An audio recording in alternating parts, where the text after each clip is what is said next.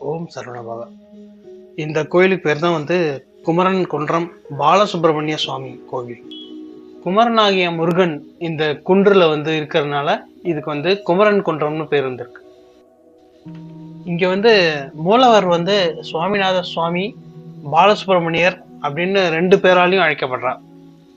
கோவில் காலம்பரை 6:30 11 மணி வரைக்கும், அப்புறம் 4:30 ராத்திரி 8:30 மணி வரைக்கும் திறந்திருக்கும்.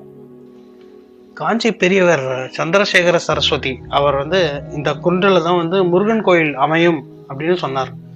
அதே மாதிரி அவ பக்தர்லாம் அந்த குன்றை சீர் பண்ணும்போது அங்க வேல் கிடைச்சிருக்கு.